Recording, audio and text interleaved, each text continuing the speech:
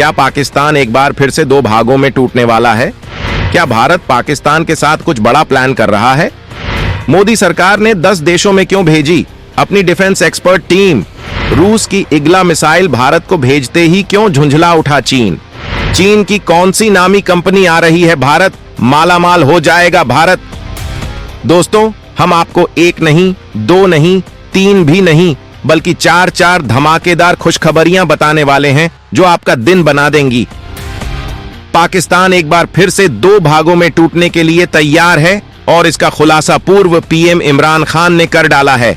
तो वहीं रूस और चीन को लेकर भी बड़ी खबरें हैं। सबसे पहले बात कर लेते हैं पाकिस्तान की, जो अब बर्बादी की चरम सीमा को पार कर चुका है। भारत के साथ बिना मतलब का बैर रखकर व्यापार को बंद करने वाला पाकिस्तान आज खुद ही संकट में फंस चुका है। आज पाकिस्तान की इकोनॉमी इतनी बुरे हालातों में है कि ये देश कभी भी डूब सकता है। लिहाजा अब पाकिस्तान के पूर्व पीएम इमरान खान ने कहा है कि पाकिस्तान के दो टुकड़े होने वाले हैं। पाकिस्तान में 71 जैसे हालात बन गए हैं। इमरान ने डर जाहिर करते हुए कहा है कि नकदी संकट से जूझ रहे देश में मौजूदा हालात के परिणाम स्वरूप अर्थव्यवस्था ठप पड़ सकती है। इमरान खान ने अंदेशा जताया कि पाकिस्तान के जो मौजूदा हालात हैं, उस स्थिति में देश एक बार फिर से दो भागों में टूटने के पूरे चांसेस हैं। उन्होंने कहा कि 71 का ढाका संकट ऐसे ही आया था। उन्होंने देश की सरकार और संस्थानों को चेतावनी देते हुए कहा कि किसी देश की स्थिरता के लिए जरूरी है कि अर्थव्यवस्था मजबूत हो, लेकिन ऐसा होता हुआ नजर नहीं आ रहा है। मौजूदा हालातों में पाकिस्तान के संस्थानों के खतरा है। ऐसे में 71 जैसी ढाका ट्रेजेडी हो सकती है। दोस्तों, ऐसे में हमारा विचार है कि पाकिस्तान के बेशक दो टुकड़े हो सकते हैं, क्योंकि बलूचिस्तान और पीओके के लोग आजादी के लिए संघर्ष कर रहे हैं और ये संघर्ष अब आंदोलन की रूप लेता जा रहा है। भारत की भी इस मामले पर नजरें हैं और भारत पीओके की वापसी के लिए प्रतिबद्ध है और एक्शन लेने के लिए पूरी तरह से तैयार है। खुद अमित शाह भी ये बात कह चुके हैं। हालांकि दोस्तों, कमेंट करके बताइएगा कि क्या आप भी ये बात मानते हैं कि पाकिस्तान के दो टुकड़े वाकई में हो सकते हैं? क्या भारत को पीओके को आजाद करवाने के लिए कोई एक्शन लेना चाहिए या फिर कूटनीतिक तरीके से कोई हल निकालना चाहिए? जो भी आपके विचार हों, कमेंट में लिखकर जरूर बताइएगा। अब बात करेंगे कि भारत ने आखिरकार 10 देशों में अपनी डिफेंस टीम क्यों भेजी है। भारत ने 10 देशों को किया कंट्रोल में, अपनी सबसे खास टीम को बाहर भेजा। दोस्तों, ये खबर वास्तव में भारत की ताकत को दिखाने वाली है। भारत अब अपने हथियारों का निर्तय कर अपनी तकनीक का लोहा पूरी दुनिया में मनवाना चाहता है और इसके लिए मोदी सरकार ने जो प्लान तैयार किया है, उससे भारत को जबरदस्त दो बड़े फायदे होने वाले हैं। पहला फायदा यह है कि भारत के हथियार दनादन विदेशों में बिकने शुरू हो जाएंगे और दूसरा फायदा यह है कि भारत के पास डॉलर की बारिश होने वाली है।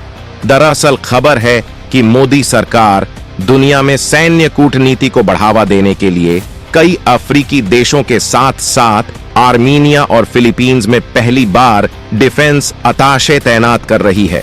आर्मेनिया और फिलीपींस के अंदर डिफेंस अताशे की तैनाती को भारत के लिए बड़े फायदे का सौदा बताया जा रहा है। इसकी वजह यह है कि आर्मेनिया और फिलीपींस दोनों ने ही भारत के साथ अरबों रुपये का हथियार समझौता किया है। आर्मेनिया जहां भारत से पिनाका रॉकेट सिस्टम, तोप और अन्य हथियार खरीद रहा है, वहीं फिलीपींस ने ब्रह्मोस मिसाइल भारत से खरीदी है। माना जा रहा है कि आने वाले समय में ये दोनों ही देश और ज्यादा हथियार भारत से खरीद सकते हैं। दोस्तों, आप सोच रहे होंगे कि अब ये डिफेंस अताशे क्या है? तो दोस्तों, ये एक डिफेंस एक्सपर्ट की टीम होती है जिसकी तैनाती भारत दुनिया के देशों में करने वाला है। जहां जहां भारत के हथियार बिकने के चांसेस हैं, वहां वहां इनकी तैनाती की जाएगी।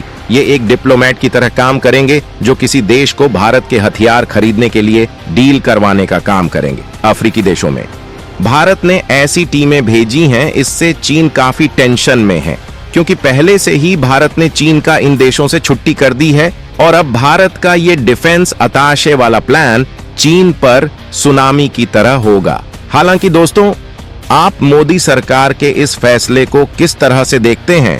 क्या आप मोदी सरकार के इस फैसले के साथ हैं? कमेंट में लिखकर जरूर बताइएगा।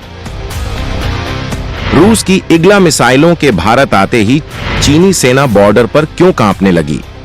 दोस्तों, हाल ही में हमने आपको बताया था कि भारत ने हाल ही में रूस से 24 इग्ला मिसाइलों को खरीदा है और बाकी की मिसाइल अब भारत खुद अपने ही देश में तैयार करेगा और रूस इसकी तकनीक भारत को सौंप चुका है। दोस्तों, अब रूस के इस फैसले से चीन तमतमाया हुआ है। वास्तव में रूस ने जो मिसाइल भारत को दी है वो चीन के फाइटर जेट्स, ड्रोन्स और हेलीकॉप्टर्स के लिए मौत का दूसरा नाम है। चीन जानता है कि भारत की सीमा में एंटर होने के लिए वो अपने फाइटर जेट्स, ड्रोन्स और हेलीकॉप्टर्स का इस्तेमाल जरूर करेगा। लेकिन रूस के द्वारा इग्ला मिसाइलों को भारत को दिए जाने के बाद अब चीन घबराया हुआ है। भारत जल्द ही इस मिसाइल को हिमालय में चीन के खिलाफ तैनात करने जा रहा है। अब चीन इस मिसाइल से इतना क्यों डर रहा है, इसका भी कारण जान लीजिए। दरअसल ये मिसाइल कहीं भी आसानी से ले जाई जा सकती है और कंधे पर रखकर फायर की जा सकती है। इसके जरिए फाइटर जेट, ड्रोन और क्रूज मिसाइलों को निशाना बनाया जा सकता है। रूस ने इस मिसाइल की आपूर्ति ऐसे समय पर की है जब चीन और भारत के बीच तनाव काफी बढ़ा हुआ है। वहीं यूक्रेन युद्ध के बीच रूस और चीन के बीच दोस्ती बिना किसी लिमिट वाली हो गई है। विशेषज्ञों का कहना है कि रूस का यह मिसाइल देना दिखाता है कि दोस्ती के बाद भी चीन हथियार मामले में रूसी नेतृत्व को भारत के खिलाफ झुका नहीं पाया। चीन भारत को हथियार बेचने का रूस से विरोध करता रहा है, लेकिन पुतिन ने साफ कह दिया है कि वह ड्रैगन की इस बात को नहीं मानेंगे। रूस ने यह साबित कर दिया कि वो अपने दोस्त भारत की ही बात मानेगा। हालांकि दोस्तों, भारत रूस की दोस्ती को लेकर आपका क्या कहना है, कमेंट में लिखकर जरूर बताइएगा। चीन से भारत आ रही है भारत को मालामाल कर देने वाली कंपनी। जी हां, एक और शानदार खबर है चीन से ही, जहां की एक नामी कंपनी भारत आने के लिए बेताब है। जिस तरह से भारत की इकोनॉमी भयंकर रफ्तार के साथ आगे बढ़ रही है, जिस तरह से भारत की तकनीक का पूरी दुनिया में कोहराम मचा हुआ है और जिस तरह से भारत चीन के एक विकल्प के रूप में दुनिया में खुद को स्थापित कर रहा है, अब दुनिया में जहां भी बड़ी कंपनीज हैं वो भारत आने के लिए बेताब हैं। चीन की इकोनॉमी लगातार कोलैप्स कर रही है। दुनिया में देशों की अर्थव्यवस्थाओं का हिसाब किताब रखने वाली एजेंसियों ने भी चीन की इकोनॉमी को लेकर नेगेटिव रिमार्क देने शुरू कर दिए हैं, जिसके बाद लगातार एक के बाद एक कंपनियों का भारत आना लगा हुआ है। इसी बीच एक और नामी कंपनी भारत आने के लिए बेताब है और इस कंपनी का नाम है डैमसन टेक। ये कंपनी भारत आने वाली है।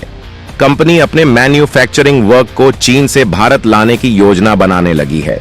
डैमसन पावर बैंक, छोटे स्पीकर और मोबाइल से जुड़े उत्पाद बनाती है। डैमसन टेक्नोलॉजीज अपने मैन्युफैक्चरिंग वर्क का आधा हिस्सा चीन से भारत में ट्रांसफर करने की योजना बना रही है। इसके लिए कंपनी चालू वित्त वर्ष में 150 करोड़ रुपए का शुरुआती निवेश करेगी। Electronics manufacturing service provider डैमसन technologies के एमडी रितेश गोयनका ने कहा है कि कंपनी अभी चीन में उपकरणों की मैन्युफैक्चरिंग कर रही है। अब आधा मैन्युफैक्चरिंग वर्क भारत ट्रांसफर करने की योजना है। इसका कारण चीन पर कई देशों के प्रतिबंधों के साथ भारत में सरकारी योजनाओं के तहत दिए जा रहे लाभ हैं। दोस्तों, चीन से जिस तरह से भारत में कंपनियां दौड़कर आ रही हैं, आपको क्या लगता है, क्या मोदी सरकार की योजनाएं चीन के खिलाफ काम कर रही हैं? इस संबंध में आपका क्या सोचना है, कमेंट में लिखकर जरूर बताइएगा।